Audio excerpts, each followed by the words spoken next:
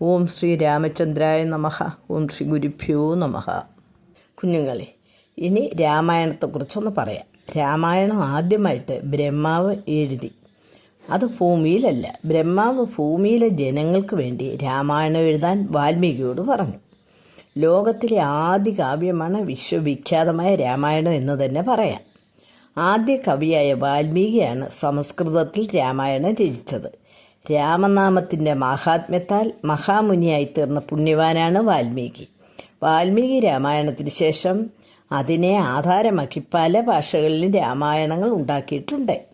വ്യാസനിർമ്മിതമായ അധ്യാത്മ രാമായണത്തെ ആസ്പദമാക്കിയാണ് തുഞ്ചത്ത് രാമാനുജൻ എഴുത്തച്ഛൻ അധ്യാത്മ രാമായണം കിളിപ്പാട്ട് എഴുതിയത്. വാൽമീകി രാമായണത്തിലെ സംഭവങ്ങൾ ത്രേതായുഗത്തിൽ നടന്നതാണ്.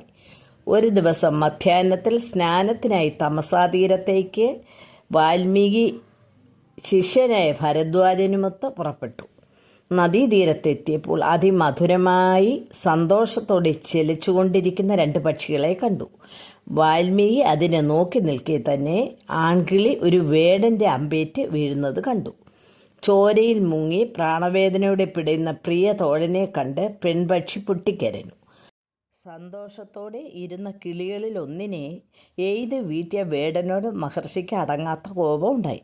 ഉടനെ മഹർഷി കോപത്തോടെ ഒരു പദ്യം ചൊല്ലി. ആ പദ്യം ഇതാണ്: മാ നിഷാദ പ്രതിഷ്ഠാം ത്വ മഗമ ശാശ്വതീ സമഹ യൽ ക്രൗഞ്ചമിഥുനാദേകാം അവധീം കാമമോഹിതം. അർത്ഥം: കാമമോഹിതമായ ക്രൗഞ്ചമിഥുനത്തിനൊന്നിനെ വധിച്ച കാട്ടാള, നീ നീണാൾ വാഴാതെ പോകട്ടെ.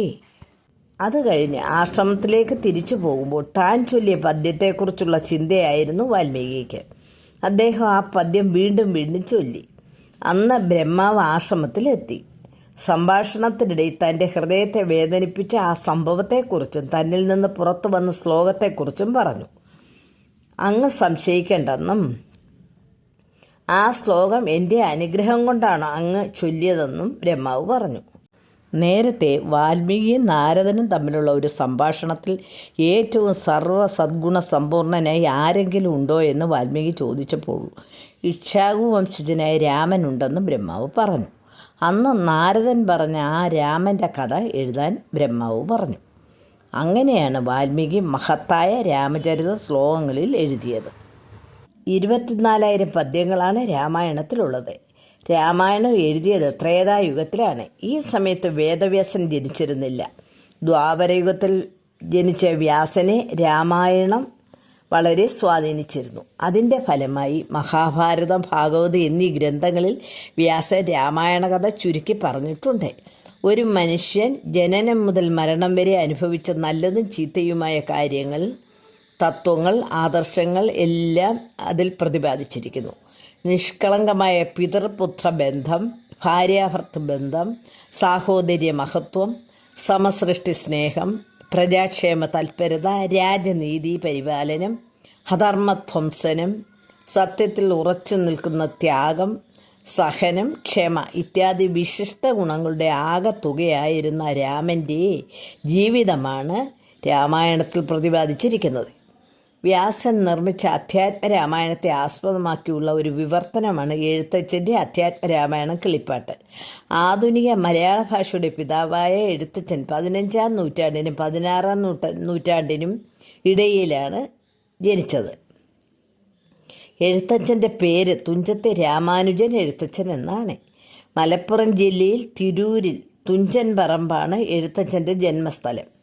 എഴുത്തച്ഛനാണ് കിളിപ്പാട്ട് പ്രസ്ഥാനത്തിൻ്റെ ഉപജ്ഞാതാവ്. കിളിയെ കൊണ്ട് പാടിക്കുന്നതുകൊണ്ട് കിളിപ്പാട്ട് എന്ന് പറയുന്നു.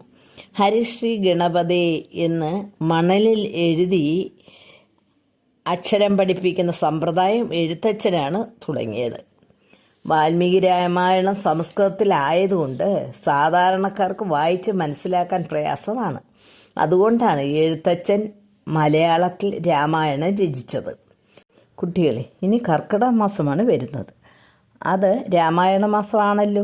രാമായണം എല്ലാവരും വായിക്കണം. അഥവാ രാമായണം വായിക്കാൻ പറ്റാത്തവർക്ക് അതിന് പകരമുള്ള രാമായണത്തിൻ്റെ ഒറ്റ ശ്ലോകവും കൂടി പറയാം. ശ്ലോകം: ആദൗ രാമതപോവനാധിഗമനം ഹത്വാ മൃഗം കാഞ്ചനം വൈദേഹീഹരണം ജടായുമരണം സുഗ്രീവ സംഭാഷണം ബാലീ നിഗ്രഹണം സമുദ്രതരണം ലങ്കാപുരീദാഹനം പക്ഷാത് രാവണകുംഭകർണഹനനം ഏതദ്ഭിരാമായണം. ഇത് ദിവസവും ചൊല്ലണം. കുട്ടികളെ, ഈ ആധ്യാത്മരാമായണം ശ്രീ പരമേശ്വരൻ പാർവതിയുടെ ആവശ്യപ്രകാരം രാമകഥ മുഴുവൻ പാർവതിക്ക് പറഞ്ഞു കൊടുക്കുന്നതായിട്ടും കിളിയെ കൊണ്ട് പാടിക്കുന്നതായിട്ടുമാണ് പറയുന്നത്. രാമായണം എന്ന ഗ്രന്ഥത്തെക്കുറിച്ച് കുറച്ചെങ്കിലും നിങ്ങൾക്ക് മനസ്സിലായി കാണുമെന്ന് വിശ്വസിച്ചുകൊണ്ട് നിർത്തട്ടെ. ഹരി ഓം തത്സത്.